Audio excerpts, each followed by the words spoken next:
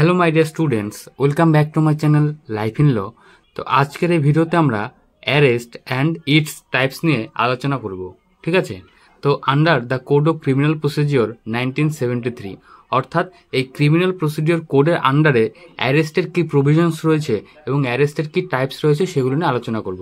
Chapter 5 section 40 to 60A।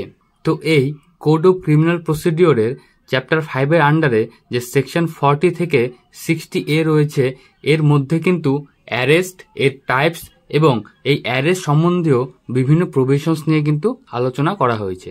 ঠিক আছে, তো arrest is of two types, অর্থাৎ অ্যারেস্ট সাধারণত দুই ধরনের হয়। So first one is arrest without a warrant and the second one is arrest with a warrant. তো এইবার আমাদের জানতে হবে ওয়ারেন্ট কি। Warrant means written permission or order to do a task, অর্থাৎ ওয়ারেন্ট হচ্ছে একটা লিখিত অর্ডার। ঠিক আছে, এবং এই অর্ডারটা কে দেয়? এই অর্ডারটা সাধারণত কোর্ট দেয়। ঠিক আছে, আর এই কোর্ট এই অর্ডারটা দেয় সাধারণত সার্চ আর অ্যারেস্টের জন্য। ঠিক আছে, তো অর্থাৎ সাপোজ কোর্ট যদি চায় যে কোনো একজন ব্যক্তিকে অ্যারেস্ট করার প্রয়োজন রয়েছে, তো সেই সময় কোর্ট একটা ওয়ারেন্ট জারি করে এবং সাধারণত পুলিশ অফিসারকে পাওয়ার দেয় সেই ব্যক্তিটিকে অ্যারেস্ট করে নিয়ে আসার জন্য। ঠিক আছে, তো এবার অ্যারেস্ট কি? অ্যারেস্ট মানে হচ্ছে ডিটেনশন অফ আ পারসন, অর্থাৎ কোনো ব্যক্তিকে আটক করাই হচ্ছে অ্যারেস্ট। তো এইবার এই চ্যাপ্টার 5-এর মধ্যে এখানে তিনটা সেকশন আজকে আমরা মেনলি আলোচনা করব। সেকশন 41, সেকশন 43 আর হচ্ছে সেকশন 44। ঠিক আছে, তো under section 41 police officer May arrest without a warrant. তার মানে এই যে 41-এ বলা হয়েছে যে পুলিশ অফিসার কোনো ওয়ারেন্ট ছাড়াই কোনো ব্যক্তিকে কি করতে পারবে? অ্যারেস্ট করতে পারবে, অর্থাৎ আটক করতে পারবে।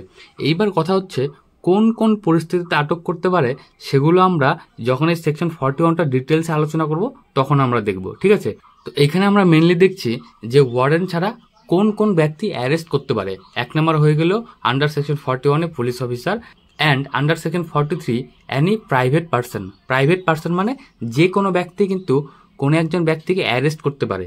কখন অ্যারেস্ট করতে পারবে?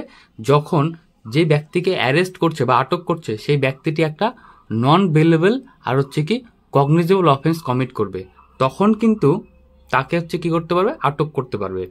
এইবার কথা হচ্ছে নন বেলেবল অফেন্স কি? নন বেলেবল অফেন্স হচ্ছে এই কোড অফ ক্রিমিনাল প্রসিডিওরের কতগুলো অফেন্সকে বেলেবল আর কতগুলোকে নন বেলেবল হিসাবে ক্লাসিফিকেশন করা হয়েছে। তো এইখানে সেই সমস্ত নন বেলেবল অফেন্সগুলির কথা বলা হচ্ছে।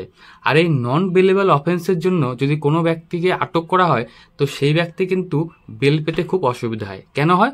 কারণ সেই অফেন্সগুলো এমন যেখানে বেল দেওয়া হবে না। আর হচ্ছে কি কগনিজেবল অফেন্স। এইবার কগনিজেবল অফেন্স কি? কগনিজেবল অফেন্স হচ্ছে সেই সমস্ত অফেন্স যে অফেন্সগুলোকে কগনিজেবল হিসাবে এই ক্রিমিনাল প্রসিডিওরের ফার্স্ট শিডিউলে কি করা হয়েছে? ক্লাসিফাইড করা হয়েছে কগনিজেবল অফেন্স হিসাবে। আমরা সাধারণভাবে বলতে পারি কগনিজেবল অফেন্স মানে হচ্ছে সেই সমস্ত অফেন্স যেগুলো হচ্ছে গুরুতর অফেন্স, যেমন হচ্ছে মার্ডার, কিডন্যাপিং। ঠিক আছে, এই ধরনের অফেন্সগুলো আসে। কোনো ব্যক্তির উপস্থিতিতে যদি অন্য কোনো ব্যক্তি কোনো এই নন বেলেবল বা কগনিজেবল অফেন্স কমিট করে তো সেই ব্যক্তিটি কিন্তু যে করলো তাকে কি করতে পারবে? আটক করতে পারবে। ঠিক আছে, the next one is under section 44 the magistrate may arrest who commits any offence, অর্থাৎ কোনো ম্যাজিস্ট্রেটের উপস্থিতিতে যদি কোনো ব্যক্তি কোনো অফেন্স কমিট করে, যে কোনো অফেন্স, এখানে কি বলা হয়েছে? Any offence. এখানে বলা নাই যে শুধু কগনিজেবল হতে হবে, এখানে অ্যানি অফেন্স। ম্যাজিস্ট্রেটের উপস্থিতিতে যদি কোনো ব্যক্তি যে কোনো অপরাধ করে তো সেই ম্যাজিস্ট্রেট সেই ব্যক্তিকে ওয়ারেন্ট ছাড়াই কিন্তু কি করতে পারবে? অ্যারেস্ট করতে পারবে।